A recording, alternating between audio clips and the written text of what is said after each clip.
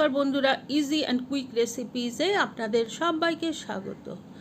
আজকে বানাচ্ছি আলুর মশলা পরোটা, তাও আবার কোনো রকম মাখা বেলা বা পুর ভরার ঝামেলা ছাড়াই।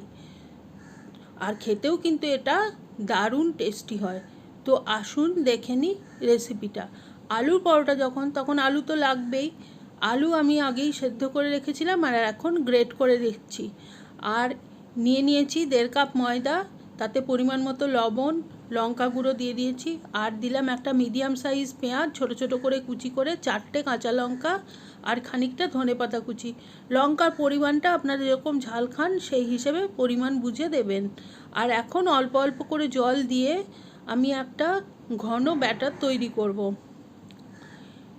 এই ব্যাটারটা তৈরি করার সময় আপনারা কোনো বিটার বা যে কোনো কিছু ইউজ করতে পারেন, আমি হাত দিয়েই করেছি, যাতে করে লাম্প যেন না থাকে সেইটা বুঝে নিতে হবে, আর কিছুই করার নেই।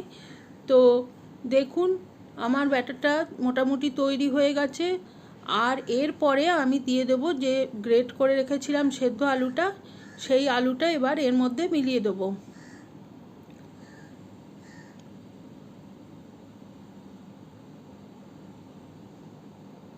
আর আলুটার মধ্যে কিছু কিছু লাম্প আছে, সেগুলোকে আমি ভেঙে দিচ্ছি। এবার আলুটা মিলিয়ে দেওয়ার পরে আমি দিয়ে দেবো খানিকটা ভাজা মশলা। এখানে আমি জিরে, ধনে, মৌরি আর মেথি সামান্য পরিমাণ শুকনো কলায় ভেজে গুঁড়ো করে নিয়েছি, সেইটা 2 চা চামচ দিলাম। আর এখন আবার অল্প অল্প করে জল দিচ্ছি, কারণ ব্যাটারটা খুব বেশি ঘন হয়ে গেছে। আর আমাদের দেখতে হবে যেন কোনো মোটা টুকরো আলুর এর মধ্যে না থেকে যায়, তাহলে কিন্তু পরোটাটা ভালো হবে না। তো এই অবস্থায় আমি মিশ্রণটা 15 মিনিট রেখে দেব। আর এখন আমি 15 মিনিট হয়ে গেছে, তো চলে এসেছি। আর প্যান একটা ওভেনের মধ্যে গরম করতে দিয়ে দিয়েছি, সামান্য পরিমাণ তেল ব্রাশ করে নিলাম আর একটুখানি জল দিয়ে ব্যাটারটা পাতলা করে নিয়েছি। আর এখন 2 হাতা ব্যাটার দিয়ে দিলাম আর একটু গোল করে দিলাম, যাতে পরোটার মতো দেখতে হয়। আর ওপরটা যখন একটু শুকিয়ে শুকিয়ে আসবে তখন সামান্য একটু তেল দিয়ে দেবো। আর এখন আমি পাল্টে নিচ্ছি। দেখুন একটা পিঠ আমার ভালো মতো সেঁকা হয়ে গেছে, তো এখন আমি একটু চেপে চেপে দেবো, যাতে করে উল্টো পিঠটাও ভালো মতো হিটটা পায় আর ভালো করে সেঁকা হয়ে যায়। তো এইভাবে করে পরোটা আমি রেডি করে নেব। আর দেখুন তেল কিন্তু বেশ কম লাগে।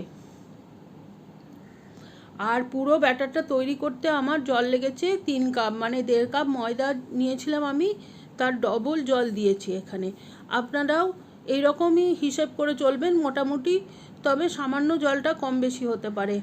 এবার দেখুন এই যে প্যান, এর মধ্যে আমি আবার ব্যাটার দিয়ে দিলাম, কোনো তেল কিন্তু দিলাম না। এরপরে যখন ওপরটা শুকিয়ে আসবে তখন ওপরেই সামান্য তেল আমি ব্রাশ করব, তাহলে বুঝতেই পারছেন কত কম তেলে কত সুন্দর একটা পরোটা রেডি হয়ে যাচ্ছে।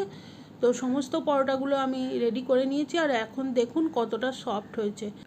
আমি যে এতগুলো ভাঁজ করেছি, কিন্তু পরোটার মধ্যে কোনো রকম ক্র্যাক আসবে না, আর ভীষণ নরম তুলতুলে একটা পরোটা রেডি হয়েছে। আর খেতেও কিন্তু টেস্ট ওয়াইজ অসাধারণ।